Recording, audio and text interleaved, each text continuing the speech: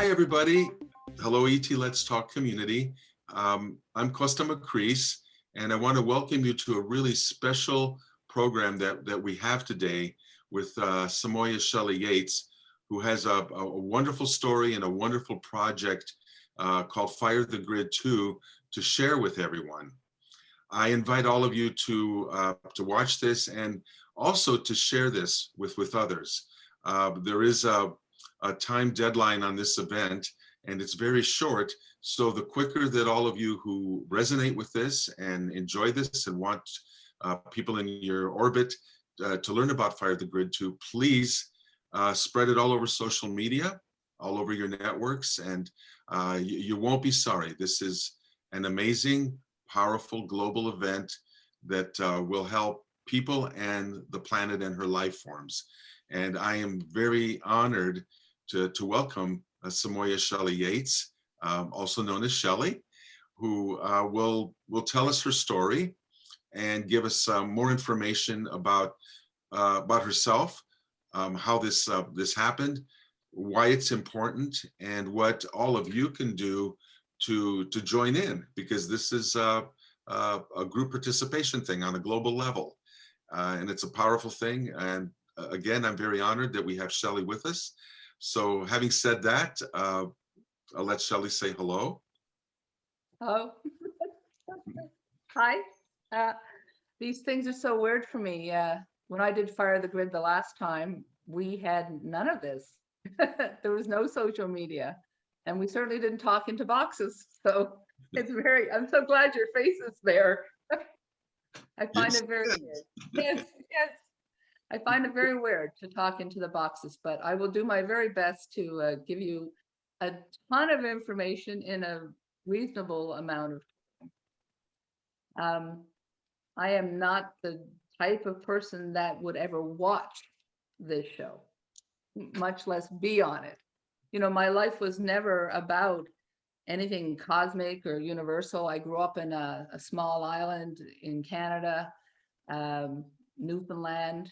You know, we were very salt of the earth type of people. We certainly didn't speak about otherworldly beings or extraterrestrials or bodies and suits, you know, the types of conversations that I'm sure, Kosta, you've had tons of in your radio career. But we didn't talk about those things.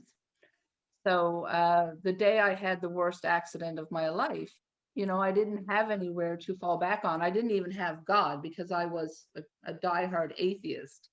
I used to say I had the power of one, all right, and you're looking at her. So, you know, that was about as esoteric as I got at that point in my life. Anyway, this accident has probably been spread all over the internet, and at some point I'll probably put it together in some sort of, so you can just watch it. But the short version of the story is I hydroplaned into a flooded marsh, and my 4-year-old son was with me. And as the car started to sink to the bottom of the marsh, the water started to fill up in the car, and well, ultimately we died.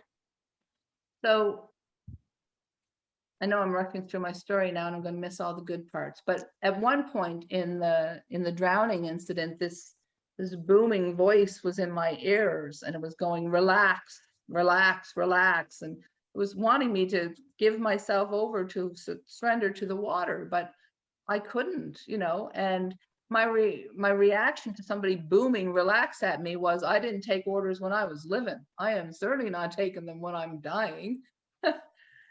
So, you know, talk about the mouthy one, you know, so this is kind of where it started for me, this communication with this other world. Like, okay, my mind goes to immediately, oh, I'm drowning, I'm dying, this must be what it is to die.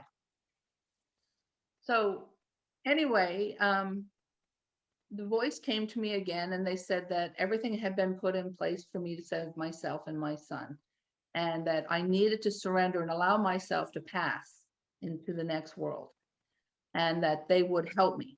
So at that point, I had nothing to fight anymore. Why bother? You know, let's just go then. And as I said, give yourself over to absolute pleasure. My body was taken out. My essence, my energy body was taken out of my physical body to the top of my head.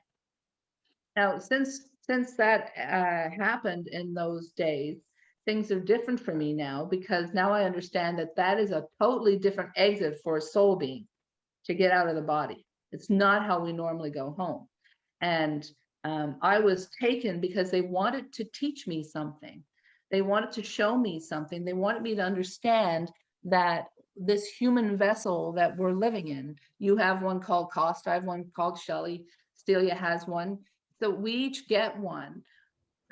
It's our vessel, it's our suit, it's our Lamborghini, you know, if you treat it like it should be treated. But inside of it is a light being. It is the eternal, forever, all-encompassing piece of the God. And I call it the God, meaning the giver of directions, the pure essence of who we really are. So I used to be able to tell this story and not go off like this, but all I really truly want to do is tell the people what I know. And that's the first thing I want you to know, is that inside of your body, inside of your vessel, lives this omnipotent, beautiful being of pure light. It remembers everything. We are forever in it. So I'm talking to these beings while I'm dying and drowning. And then I get to go and talk to them some more in kind of what appears to be like a rectangular shaped room with no walls, but everything is everywhere. You know everything all at the same time. It truly is what it is to be plugged in to any of these beings, if you have any communication with them. So I'm in this room and they're explaining to me about life and how to fix my son, and the fact that we're going to do an energy transfer on his body. Now, you got to remember, I told you I was somebody from an island community in Canada. You know, this is supernatural. This is an episode of Stephen King or Steven Spielberg or something, not of my life. So we get out of the whole circumstances. I'm underwater for over 15 minutes. My son is underwater for 35, 40 plus minutes. We have to get a boom truck. It's a pretty incredible story in itself. I always joke that it's a 9-season Netflix all by itself. So anyway, we fast forward through the most amazing, miraculous recovery, because these beings start to come to me in the hospital. Now, I've got doctors on one side of me from a major Canadian hospital telling me, your son is dead, there's no brain activity, all of his organs are filled with blood and water. Like, we only kept him alive long enough for you to come and say goodbye. That's basically it. We've done MRIs and CAT scans. There's no activity. This kid is gone. And at that moment, I can't believe what I'm hearing, because I shouldn't be up moving around. I was gone. So I go out in the hallway and all of a sudden I'm like, why have you forsaken me? Which is the strangest thing for me to say, because it's not in my vocabulary. But all of a sudden the room fills up with the same energy that it did in the car. And it was something's here, something's right here. And it is right here with us all the time. And it was right there in the hallway. And it was like a download of information. You're an energy being. We're going to teach you how to jumpstart that energy suit. We're going to teach you how to get that boy back and into his suit and re-plugged into his body. So what are your options at that point? You either come out and you say, look, I'm crazy. I'm going to listen to some sort of energy being. Or you say, well, I have, just unplug him, because that was my options. So anyway, I didn't unplug him, and I wrestled with the doctors over the next 3 days, because they continued to want to unplug him. And the more they wanted to unplug him, the more these beings came with more information and more information, which is all right now what I want to share with the people the most, is this information from these beings. Ultimately, we were home in 3.5 weeks from start to finish. The kid was underwater 40 plus minutes. He went through 3 days in intensive care in a coma, and then he had a miraculous recovery. spontaneous regeneration of his body. Everything the being said would happen, happened. Wow, what a story. But the story didn't end there, and I could fill in the cracks for 3 hours of conversation, which is the only thing I really like to talk about, to tell you the truth. I really, this is it. But anyway, fast forward to July. So, I've been able to adjust to these beings being around me. And I've got to tell you, it's pretty odd to start to communicate with something from another dimensional world. I certainly didn't know that there was an ET community.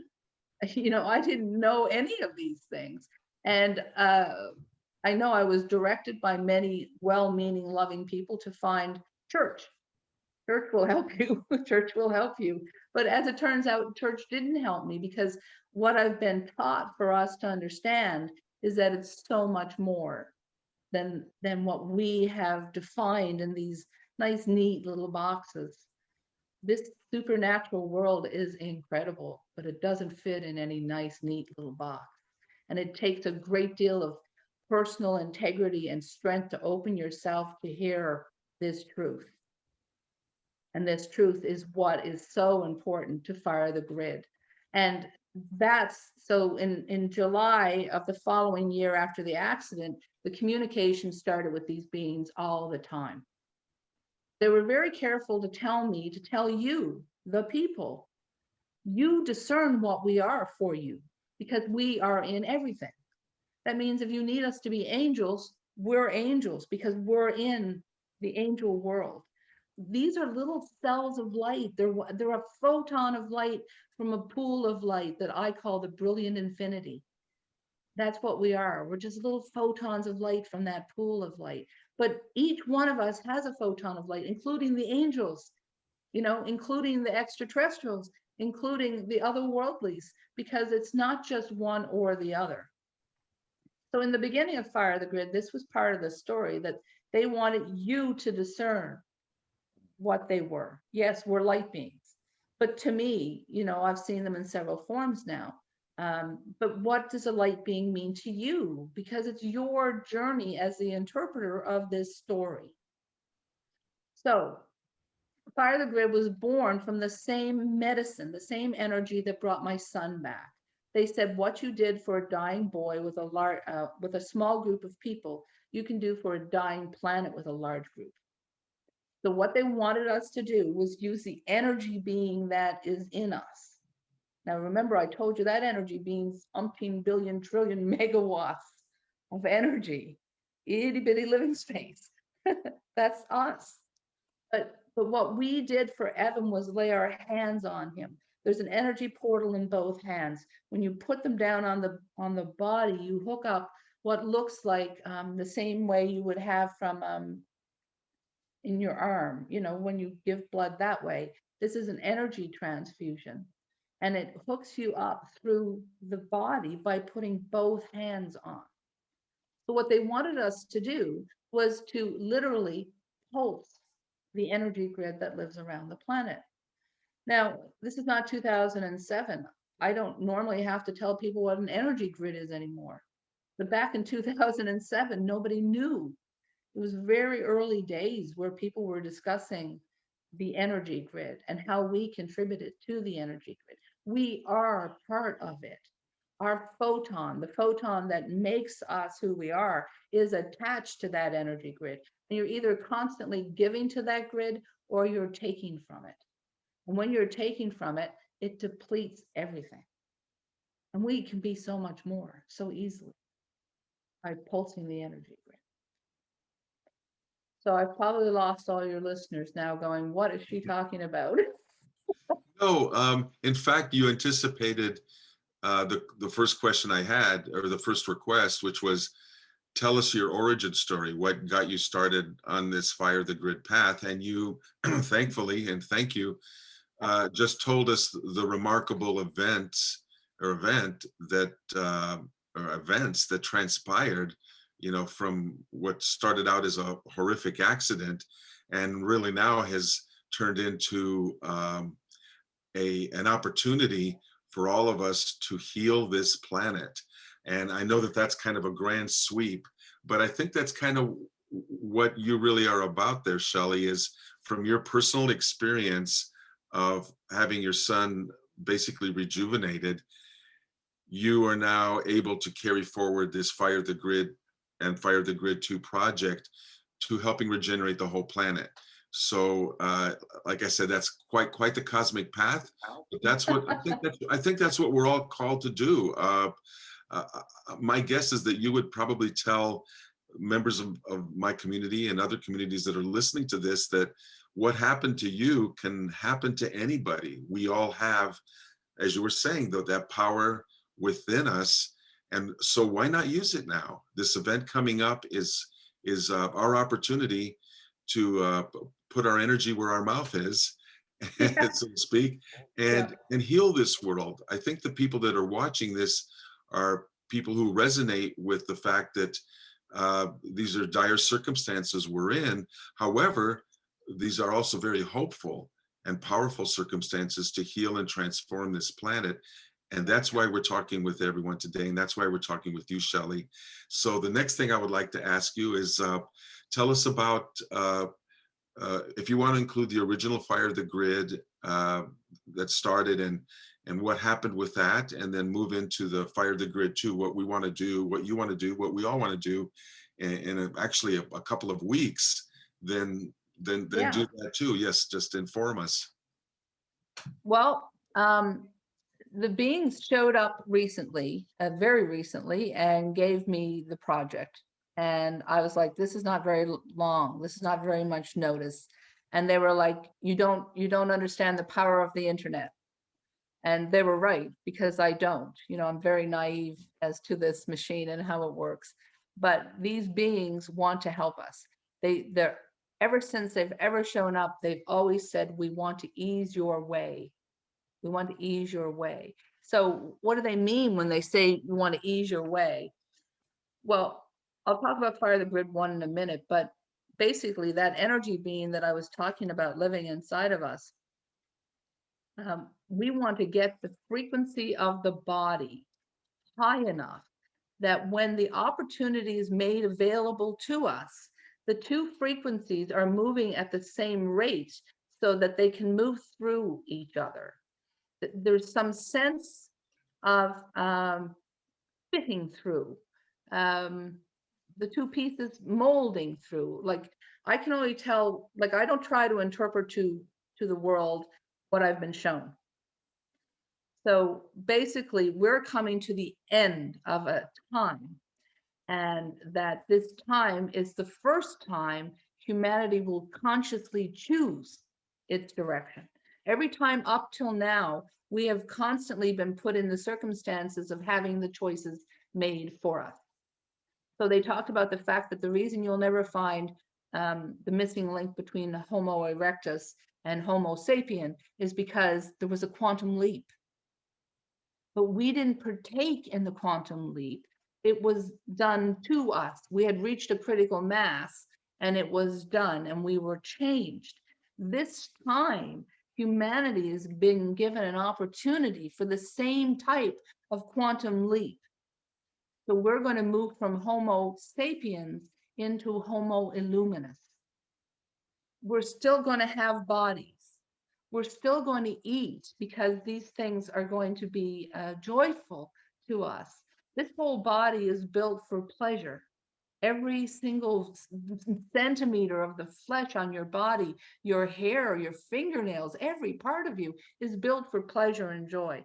And as we move into this new time, we're going to explode into that, because we're not going to have to worry about stuff like, has everybody else been taken care of?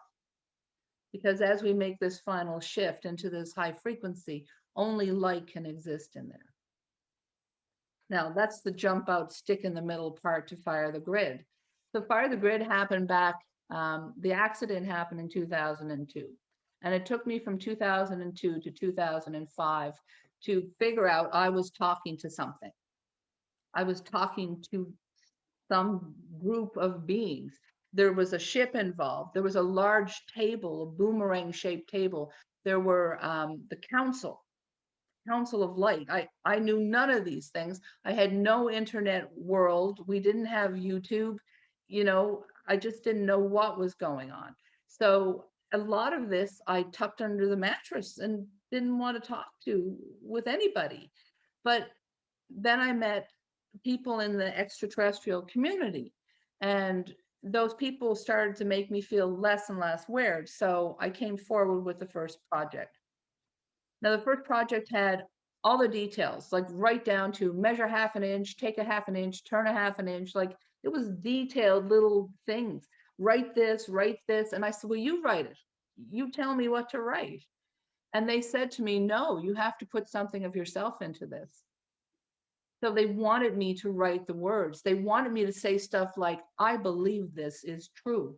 But what I wanted you to hear was these beings are telling you this. You see the difference? I didn't want to be responsible as a human being saying, I believe all this, but I do. This is as true as we need to drink water and we can't walk on air, to me, and to the people that actually, know what's going on here. So Fire of the Grid happened. The instructions were given to the minuscule detail. I made a loving joke in my kitchen, and I said, well, I'll tell my 10 friends and you tell your 10 friends, and on July 17th, we'll have 100 friends. Woo! And I was being sarcastic. and so I said, okay, let's do this thing. Let's do it. Like I was being sarcastic. And that night, George Norrie called me. And I was like, you gotta be kidding me. Who's George Norrie? So it wasn't him exactly. It was his producer guy saying, do you want to be on the show? And I was like, sure. When will that happen? 6 months from next Friday. And he goes, oh no, tonight. So the minute I started saying yes to the project, it started happening. So we didn't have social media, but we reached millions and millions and millions of people. We didn't have any way of reaching millions of people. So we used email, and we used the old-fashioned way of getting to somebody, saying, when this resonates with you, if you feel touched by this, share it with somebody that you love.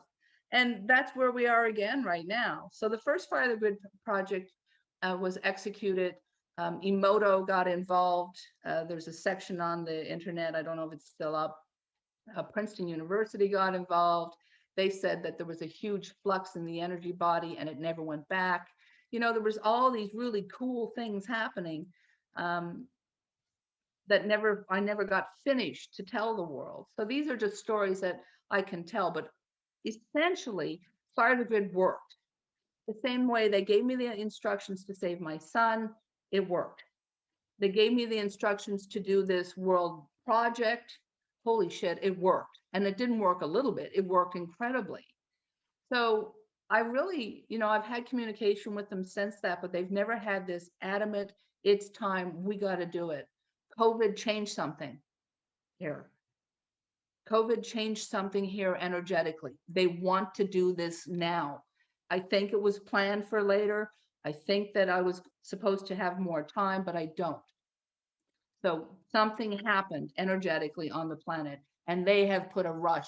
And Kosta, you know what? In 17 years, they've never rushed. But they've rushed. And they've said, tell as many people as you can, share as many people as you can. Right back to the old, if you feel this in your heart, if you feel something true here, share it with somebody you love. Simple as that. It costs no money. There's nothing for us to do but to give our gratitude and our thanks at the same time. It costs, it's the same project rules as Fire the Grid. There's no money exchanged. It's call your grandmother, call your children, call somebody you love, get together, eat food, make love, listen to music, be together, list the things in your life that are joyful to you, and say thank you. So it was the same type of project. Now in the beginning, the beings talked to me about prayer versus meditation. And they said, it doesn't matter which you choose to use, what modality you choose to use to connect to your tranquility, your peace, your place, your God. That's your personal journey. But if it doesn't bring you joy, if you do it out of obligation or because it's what your grandmother told you you're supposed to do, don't do it. Only do that which brings you to the greatest place of joy. So that could be simply sitting around having tea with somebody and talking about the joys, or getting crayons out with your kids and writing or coloring pictures that are joy. What do you enjoy being with your human body? You know, when I think back to my son dying, everybody was to go into his room and talk about their greatest human joy. Now, at that point, it made no sense to me, except the fact that, oh, maybe I'm, convincing him to stay because, oh, there's so much joy to be had. But it was really powerful because joy creation and gratitude give you the most amazing ability to manifest. So imagine millions of us sitting around at the exact same time because the beings have got us set up with GMT. So when we sit down together, we're literally sitting down together, linked up by that 11. So wherever you are, 3:11 in the afternoon or 3:11 in the morning, we're linked up. We've agreed to be here together, and we literally are. Now, what do? Well, if you pray or if you meditate and those things bring you joy, absolutely do those things. But you don't have to do those things. What you want to do is get yourself in a joyful place in your mind, whatever brings you to that. Do you want to go and lay in the grass? Do you want to put your feet in the pool? Do you want to sit in the bed with your kids and color pictures? Whatever is going to bring you to that place of joy. So it's set up for an hour of our time. And again, you can meditate for the full hour if you want. You can pray for the full hour. But I really suggest you get into it. I think we should have a party. I think we should have a celebration, where we really truly engage all of our senses and then say thank you for these bodies. What an incredible gift to be given, to be here in form, once we recognize we're here in form. Shelly, what date is this? July 19th, 2021 at 11:11 GMT. Now, the 11:11 GMT worked really well for us last time. And we had people, I don't know if I guess they were emailing back then in that day. I don't think it was any kind of Instagram, but we had people contacting us saying, the different types of experiences they had all over the globe. And I was mentioned earlier, Princeton got involved. Well, their findings were that in all the time that they have been measuring the energy field on the planet, fire the grid was the only time the energy field shifted up and never went back down. So they found this fascinating. And I don't know if they'd be interested if they hear about this, we're going to do it again. But we are powerful, Kosta. Yeah, we are more We, powerful we than we know, and we have to keep telling each other that and reaffirming it. Yeah. And I want to affirm what you said about Princeton. They've had experiments there. They actually had a lab called the Pear Lab that actually doesn't exist now, but there may be people doing the same type of work all over the planet, where they are measuring the resonance field of the planet when certain events of high energy involvement globally happen. They can measure this. So it's cool that at the time of Fire of the Grid, the original one, that you had them involved in order to be able to quantify for you the fact that something did happen, so that people don't just have to believe that, Exactly. what was it? Well, the Princeton people had some numbers. One thing I would like to see happen, I don't know if I'm not able to do this, but someone listening to this may be able to provide a means for after Fire the Grid too, for people to report their contact experiences. Now, for example, in the ET Let's Talk community, we have monthly ET contact events, and we've had them for more than a decade.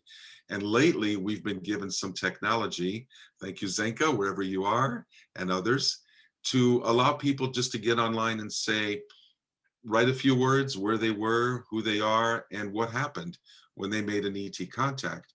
In the same way, I think it would be cool, Shelly, if to really supercharge this, if after Fire the Grid 2 people also had that ability just to get online and just spend a few minutes and Yeah, write a few words about what they experienced. I think it would be amazing. Maybe yeah, someone could even collect it into a series or a book or whatever. The yeah, important thing is that when it comes from people and reporting something that happened, there's your proof. You just don't have to believe someone. But when you hear stories that result from something like this, from people you know, people you trust, and they just keep on coming, by the thousands, by the hundreds, then you know something happened. You know it was real. yeah. Well, I met Dolores Cannon at an event, and we spent some time talking. And I was always like, why me type of thing, I don't know if other people go through it who are contactees, like why me? I'm sure it must be a question we ask each ourselves, as we try to figure out why me. But basically, she talked about the fact that a group of us actually put our hands up and agreed to come and do this job. Right. Yeah, And then she gave me kind of a little swat in the shoulder, and she said, "Now stop talking about it and get at it," right? yeah. Get to work. Yeah, Okay, like, get what are you over it. doing? Work. Yeah, so and anybody who's called to this, Costa, I remember Fire the Grid people telling me, "Oh, I'm not the kind of person who would be called to this." And I said, "Sister, me either." Like, Yeah. I would not be called to it. Um, all I can tell you is that first it comes down to, is this real? Can you wrap your head around it's real? And as soon as you say yes, as soon as you say, yes, I believe there's a soul or a being or a chi or a prana or whatever, there's an energy being that lives inside of me.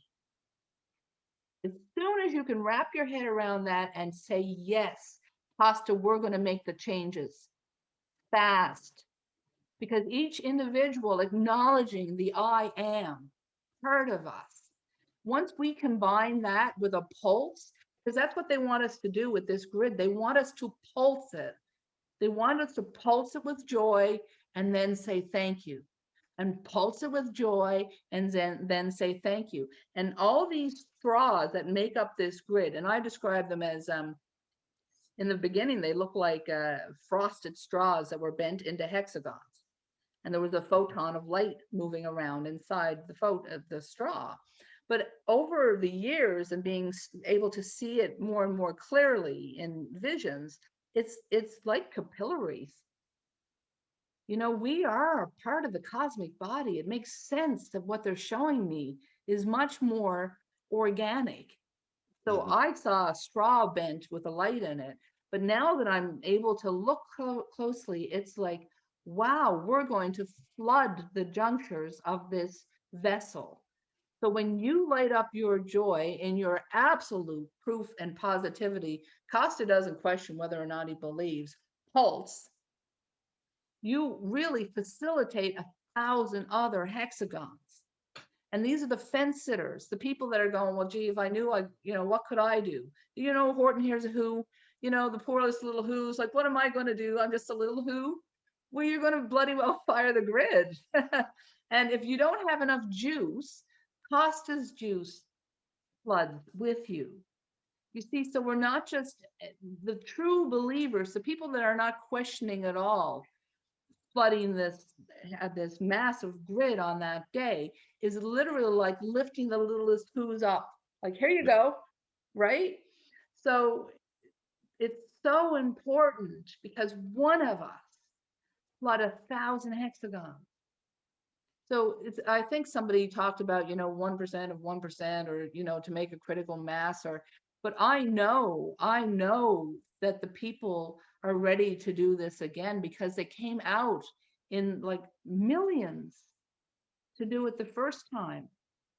So Yeah, and what I want to add is you made a reference to the hurry up nature of this, which is new, and the fact we've come out of COVID. I just had the thought as you were saying this about the potential now. people are ready for a resurgence. You know, we're not through with the pandemic. We've been through a deep, deep, dark time with it, but also a time now where we can see a resurgence in our lives and and this renewed opportunity. And that's why I think this is going to go really big, because people are ready now. Just in the same way, after they have a lockdown for a few weeks or a couple of months, and suddenly the doors open and say, okay, you can all go out now and Yeah. resume some kind of a normal life. That energy has been pent up, I think, during this COVID experience. And Fire the Grid 2 now is offering a doorway we can all walk through and express the joy we now have to reemerge from this deep, dark valley that we've been in, and to create something better moving forward. You know, I think the virus and the pandemic gave us the opportunity to, well, forced many of us to slow down, reset, rethink things, and analyze and go, what is it I really want moving forward? Now that I've paused a little bit to look around and figure out what's been going on. What do I like? What do I want to keep? What do I want to get rid of moving forward? I'm urging people who are watching this that Fire the Grid 2 is an opportunity born out of the suffering that many of us have had in the last 15 months or more, an opportunity to take all that and put it to use now. We've been through the crucible of fire, but put it to use and just explode with our illumination, the being that Shelly talks about, that is capable of doing this and literally creating a new world, and as fast as we can. I think that's why the urgency is there right now. The opportunity is really fresh. Let's grab it and move forward before it dissipates or we get distracted and go off to other things. Well, you know, I am the reluctant messenger, so it's like they poke me an awful lot before I find out, okay. So, you know, it's time. Again, we're at a project with no investment. There's no investment for anybody except to find your time. If it's early in the morning, crawl in your bed together, snuggle, you know, be love, be what you want, you know, be the change, be what you want. There's no pretense. There's just your joy. If that's, you know, drinking coffee in your bed, then that's your joy. Because what's happening as we shift into this new world is that they don't want us to come Borg style. It's not some collective where we are all becoming one type of thing. It's our individuality, Kosta, that makes us so precious. It's our ability to think and reason and question that makes these suits so valuable. It is our beingness that they love so much. Well, we were given free will as part of being humans, and this is the opportunity to exercise this free will in such a powerful, positive, coordinated, massive effort. That power of goodwill and love could literally change a planet overnight. Overnight. And as people are listening here, I just want to summarize just for a minute. Fire the Grid 2, July 19th, 11:11 a.m. GMT. What's that? GMT. GMT. Yeah.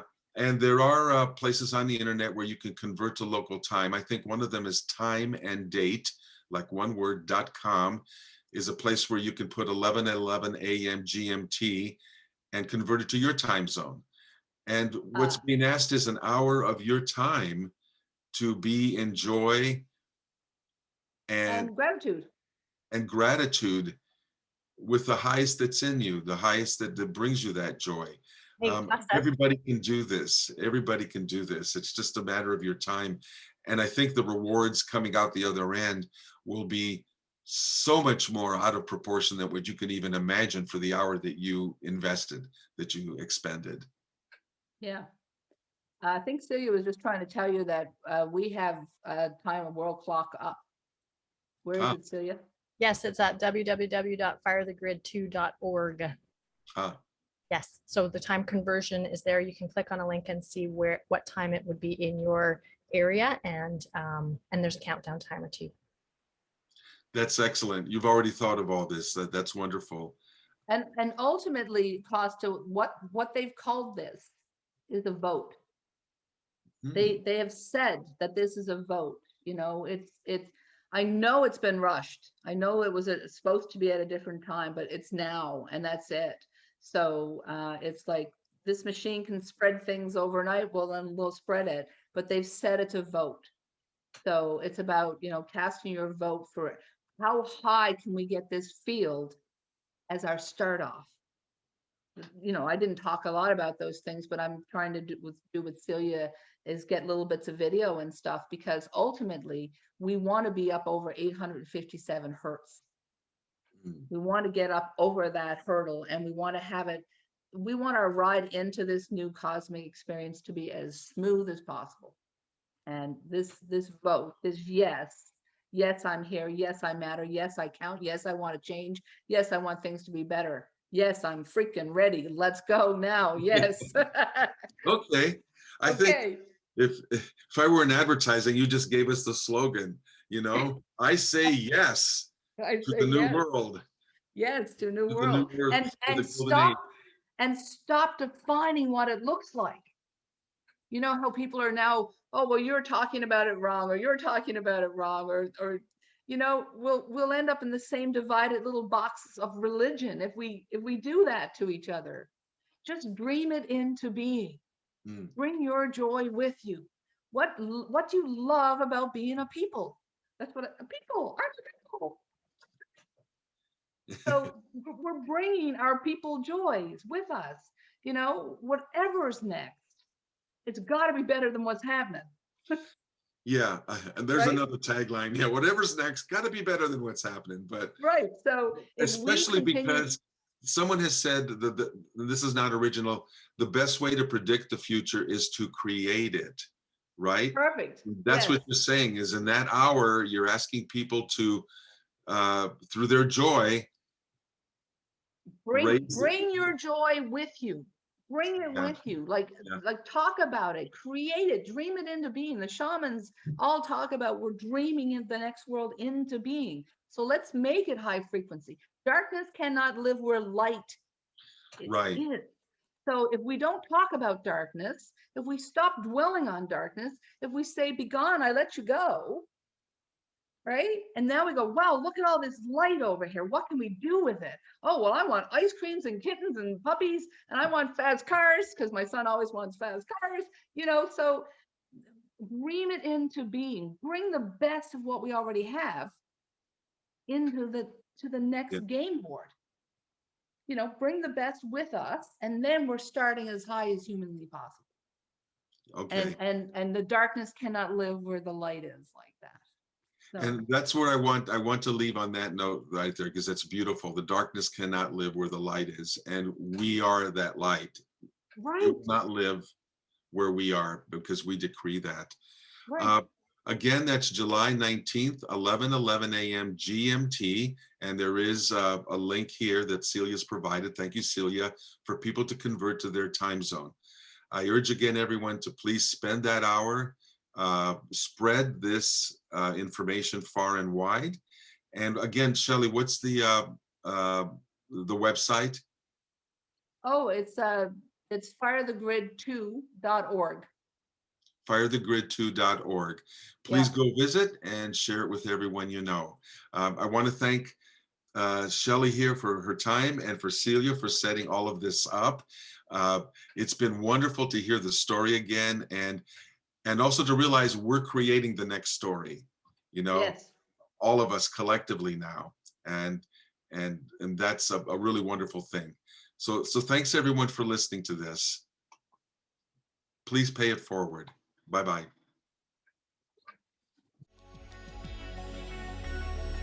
Are you ready to talk with our ET friends? If you are, then join the People's Disclosure Movement. This movement is the world's largest, most widespread, regular, and coordinated two-way communication between us humans and the star people. Join us at etletstalk.com. Membership is free.